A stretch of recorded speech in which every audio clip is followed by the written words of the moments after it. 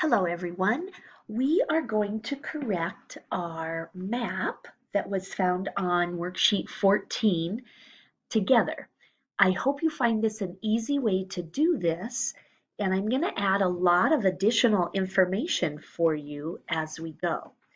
Off to the left of mine, you'll see all of the different things you needed to label. If some of you are confused because not all of those were options that you had to label, the directions did say to answer the questions down below and then also label them on the map. So if you didn't do that, you might want to pause this recording, go back in and do that, and then come in to do your correcting. All right, so what we're going to do is get started with the items that were on the questions. So the first question was a river that flows through the city of Rome, and that's the Tiber River. And so that can be placed along here in Italy. The island that fought, or excuse me, the city that fought Rome for control in the Punic Wars was the city of Carthage. Carthage is located on this tip of Africa, very wealthy city. Okay, so that's who fought in the Punic Wars, Rome versus Carthage. The next one said the island partly controlled by Carthage before the First Punic War, and that island was the island of Sicily. Okay, we know we can always find Italy on a map because it looks like a boot. Sicily looks like the ball at the end of the boot that it might be kicking. So Sicily.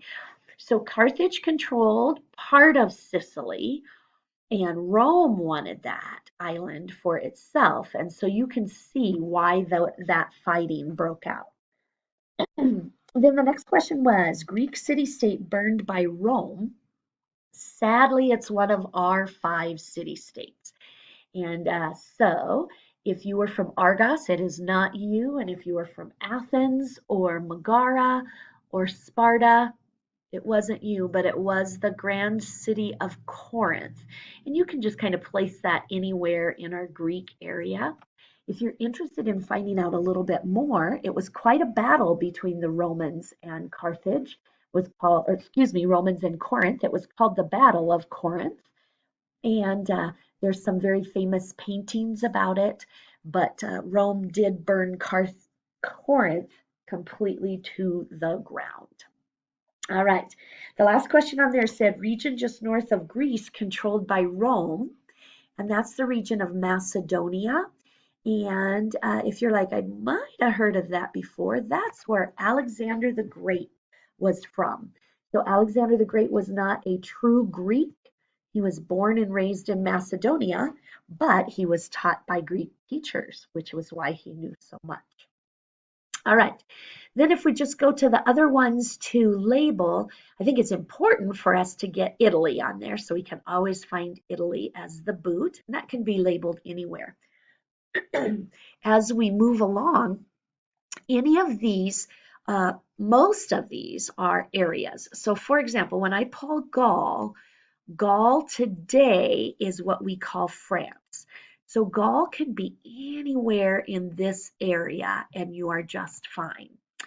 The country of Spain, Greece, we can always find Greece because of the island of Crete, the Peloponnesus, the mainland, all those islands. So Greece can be labeled in there. Hey, I can always find the Nile River as well because I find that Nile River delta. And then I go, there it is. So this is the Nile River with its delta, which would allow us to put Egypt in right over there as well. Rome was located along the Tiber River, so we can kind of pull it into there. And then we also have the country of Syria, which has been in the news lately for all sorts of attacks in the last couple of years. So the land of Syria was once part of the Roman Empire. It was a very important part of it. This word Asia Minor is an area. So Asia Minor is this whole area. So you can kind of have it anywhere in there. All right, then we are left with some bodies of water. so that we know that Italy is in the Mediterranean Sea. So that can be anywhere in this area. The Adriatic Sea then goes right in here. It fits along that coastline. The Black Sea is labeled right here, and the Black Sea borders Turkey. That will become important later on in the Roman Empire. And then we have the Atlantic Ocean because they spread from this area clear out into this. All right, the last thing it said was to draw in Hannibal's route. So I'm going to choose the color purple because Carthage was so wealthy, and purple often shows us wealth. All right, so Carthage is here, and instead of just going zip over to Rome, Hannibal decided that he was going to go along here and go through Spain and Gaul, and then he was going to come down in Italy. So he had to march in over the Alps. That's where he used all of his war elephants to get to the city of Rome. He lost a lot of his troops, and it was not a very successful journey, and he ended up having to return back to Carthage. Now, if you only do the route to get him to Rome, that is just fine.